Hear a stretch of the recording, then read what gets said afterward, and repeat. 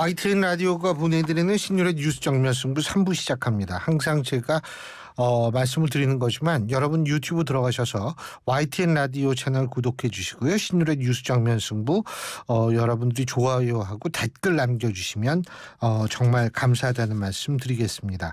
자, 신율의 뉴스 정면 승부 3부는 정면 인터뷰로 꾸며지는데요.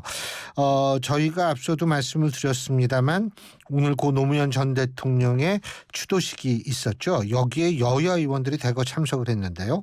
이재명 대표가 노무현 정통성을 강조한 가운데 이 전당대회 돈봉투 코인 논란으로 어수선한 당내 분위기를 다잡을 수 있을지 지금 주목되고 있습니다. 더불어민주당 홍익표 의원과 얘기 나눠보겠습니다.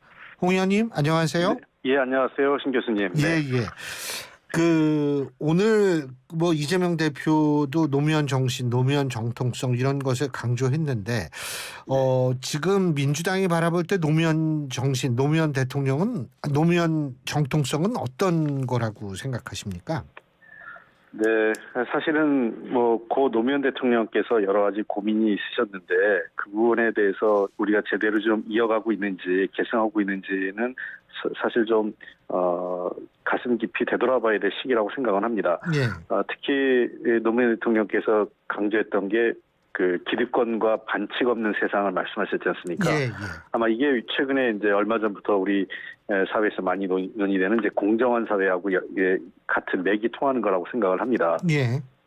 과연 우리 사회에서 그런 공정성, 그다음에 그 사회적 약자나 또는 젊은 층에게 우리가 공정한 기회를 보장했었는가 하는 문제에 대해서 우리 민주당 또 정치기능은 물론 기성 정치권들이 되돌아봐야 될 시점이 아닐까 생각을 하고요. 예. 그리고 노무현 대통령이 가진 가장 중요한 정신 중에 하나는 어떤 어려움이 있어도 물러서지 않고 뚜벅뚜벅 걸어가셨다는 거죠. 그 역사에 대한 진보에 대한 믿음, 그리고 그것을 자신이 어떠한 불이익을 보더라도 실천해 나갔다라는 건데요. 지금 그런 우리가 이 당장의 눈앞의 유불리를 넘어서서 역사에 대한 믿음, 그다음에 진보, 우리 사회의 진보하는 미래사에 대한 어떤 가치, 믿음을 갖고 우리가 가고 있느냐 하는 문제에 대해서 예. 민주당이 많이 부족한 것 아닌가 이런 생각을 갖고 있습니다. 예. 근데 지금 홍 의원님께서 젊은 층 말씀하셨는데 네. 요새 나오는 여론조사에서 2030의 민주당의 이탈이 심상치 않다라는 보도가 많지 않습니까? 네. 어떻게 보고 계십니까? 네, 이 지지율이 빠지는 거는 당연한 일이라고 생각을 합니다. 그거는 아까 이제 바로 말씀하시려고 하는 이제 우리 최근에 김남국 의원 관련된 코인 문제와 관련돼서 아까 얘기하는 아마 일부 이 젊은 층이나 또는 국민들이 보시기에는 현역 국회의원이 코인 문제로 해서 공정하지 한 거 아니냐. 그러니까 이게 불법이냐 아니냐는 그걸 너무 떠나서 예. 공정성이라는 문제에 대해서 눈높이에 맞지 않는 것 아니냐. 그리고 최소한의 선출직 공직자가 가져야 될 도덕성 문제에 대해서 부합하지 않는 것 아니냐 이런 지적을 하고 계신 것 같습니다. 예. 지금 최근에 2030 젊은 세대의 지지율이 빠진 것에 대해서는 저희들도 유념해서 보고 있습니다만 저는 이게 빠졌다고 해서 꼭 더 돌아오지 않을 지지자다 이렇게 생각하지는 않습니다. 저희가 현재 나타나고 있는 문제들 또 우리가 당면한 어떤 과제들을 어떻게 잘 극복하고 도리어 젊은 층에게 우리가 더 확실한 분명한 어떤 태도나 입장을 보여준다면 다시 지지를 회복할 수도 있지 않나 생각을 합니다. 그래서 현재 드러난 문제가 아니라 앞으로 이 문제를 어떻게 해결하고 책임 있게 어떤 해법을 찾아갈 것인가가 더 중요하다고 생각합니다. 일각에서 이게 국민의힘 주장은 이거 아닙니까? 지금 김남국 의원 얘기가 나왔으니까 말인데 지금 어제 TV조선의 단독 보도로 2억 5천을 인출해 갔다 이런 얘기가 나오니까 이 다선 자금 혹은 자금 세탁 이런 단어들이 자꾸 등장하는데 이 부분에 대해서는 어떤 의견 가지고 계십니까? 그래서 이게 조선일보 단독 기사가 나온 거기 때문에 예, TV조선입니다. 조선일보가 아니라. 예, TV조선이군요. 예. 네. 지금 본래 당초는 본인이 440만 원만 좀 현금화했다고 그렇죠. 했는데 근데 그것이 지금 당시 2월 말에서 3월 초 사이에 이걸 인출해서 현금화했다라고 하는 거기 때문에 예. 이게 일부에서 그런 의혹을 갖고 있는 건 사실인데 아직까지 확정된 건 없는 것 같아요. 그래서 이거는 지금 검찰이 수사를 하고 있기 때문에 사실관계를 좀 조사해야 되는 문제가 있는 것 같고요. 예. 근데 다만 그 당시에 저도 이제 우리 당의 대선 그 관련돼서 그 선거 자금이나 관련된 분들이 있는데 그런 그 사적인 자금이 들어올 여지는 거의 없었다.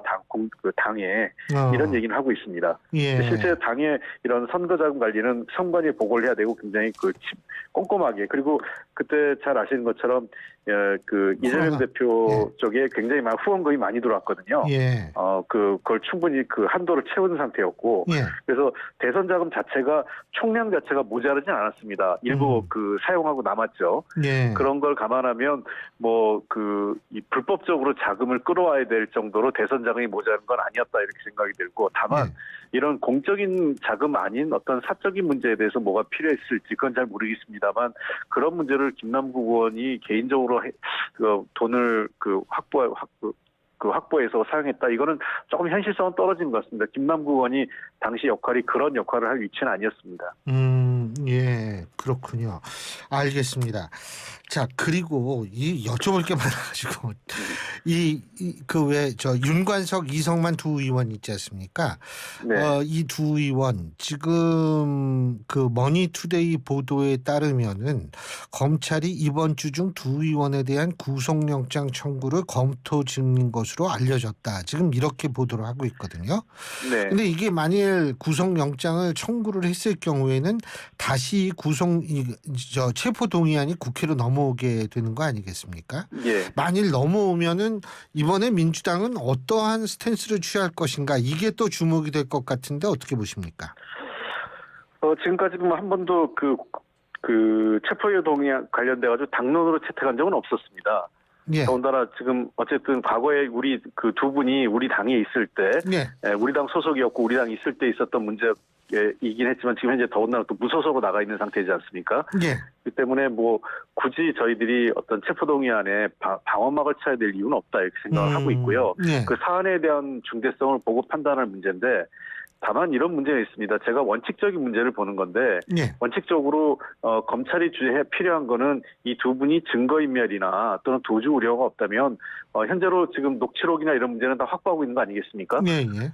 추가적으로 증거를 인멸할 수 있는 가능성이 높지 않다라고 하면 굳이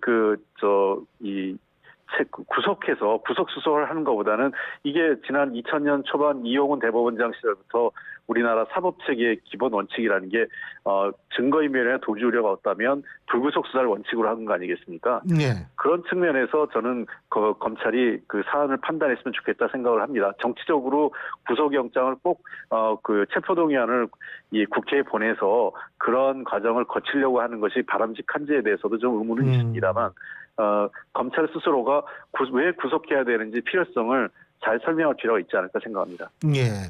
자, 그리고 또 한 가지. 이게 강성 지지층 문제 있지 않습니까? 이게 요새 굉장히 민주당의 중요한 화두인 것 같고 또 이 강성 지지층이 민주당의 이 젊은 뭐라 그래야 되죠? 정치인이라 그래야 되나? 이분들을 대상으로 상당히 좀 안 좋은 문자, SNS를 통해서 아주 안 좋은 내용을 보내고 있다라는 보도가 계속 이어지고 있지 않습니까? 자, 그래서 바로 이재명 대표가 직접 나서서 이 강성 지지층들의 행위를 좀 못하게 해야 된다. 이런 얘기가 있는데 어떻게 보십니까? 그런 여러 차례 지금 이재명 대표가 반복적으로 그런 메시지를 내고 있습니다. 금년 연초부터요. 강성 지지층이 우리 내부의 동지들에 대해서 같은 당원과 같은 동지들 아니겠습니까? 네.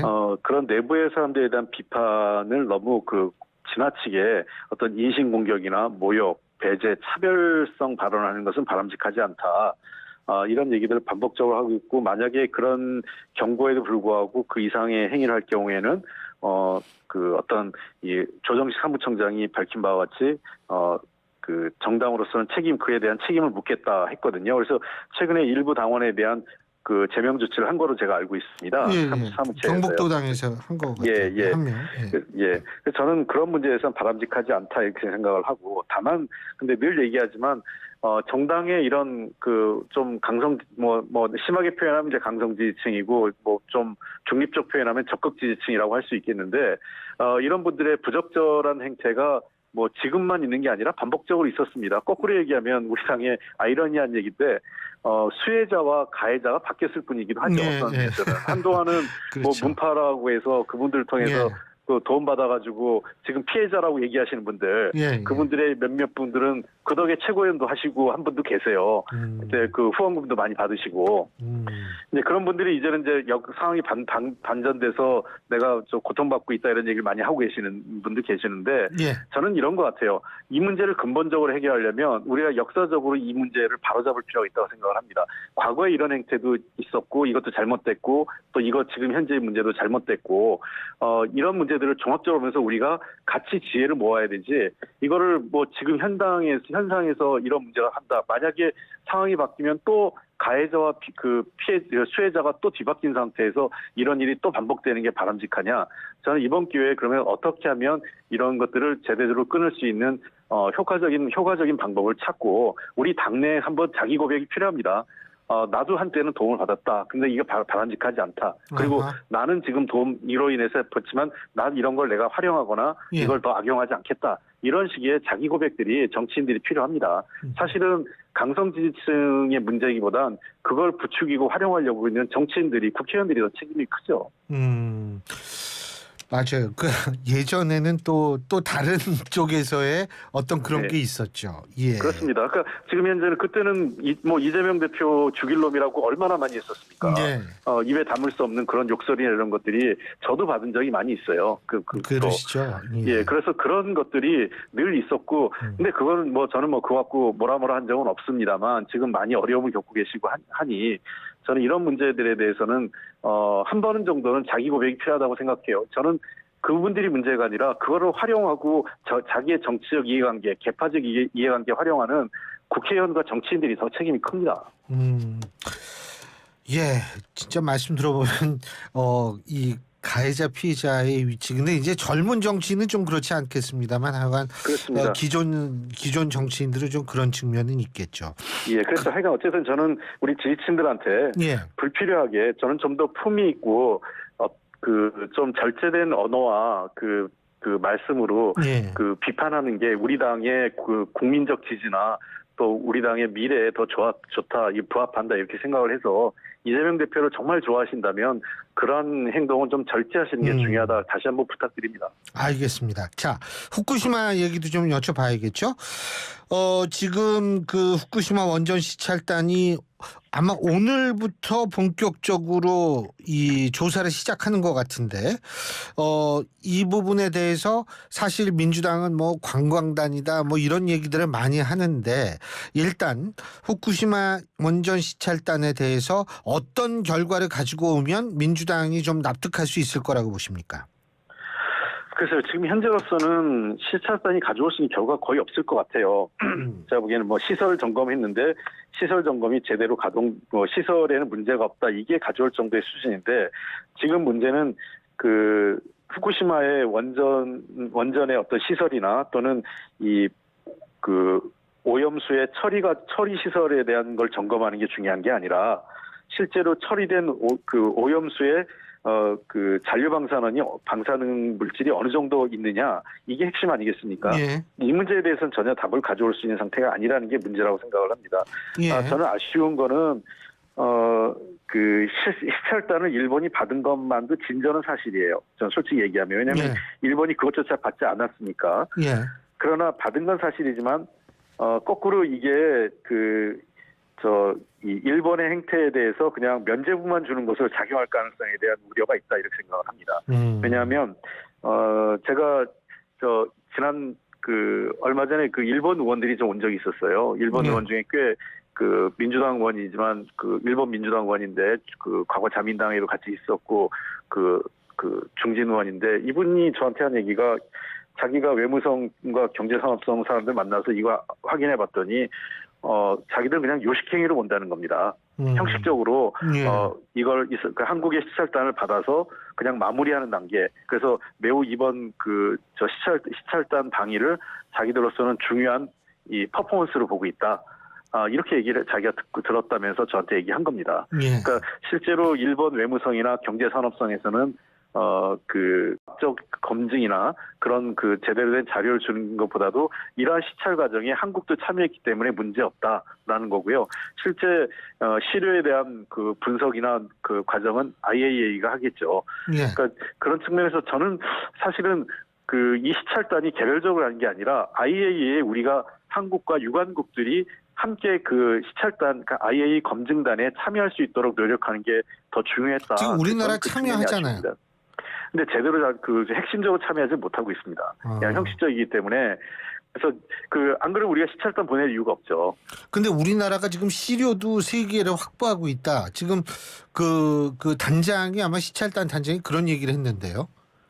그래서 그러니까 그런 시찰단이 확보했던 그 자료가 있다면 IAEA의 일환으로 이제 확보를 해서 우리가 교차 검증을 하고 있다. 지금 이렇게 얘기를 하고 글쎄요, 있던데. 저는 한번 봐야겠습니다. 예. 그러니까 제가 중요한 거는 예. 그러한 시료들이 예. 그 IAEA가 확보한 거 아니겠어요? 예. 근데 우리는 이제 그거 IAEA가 확보한 자료를 그 거기서 그 11개국 바로 검증당 못할 거 일원이니까. 아니겠습니까? 예. 예, 시료해서 그러면 자료가 나오는 건 꽤 시간이 걸릴 거예요.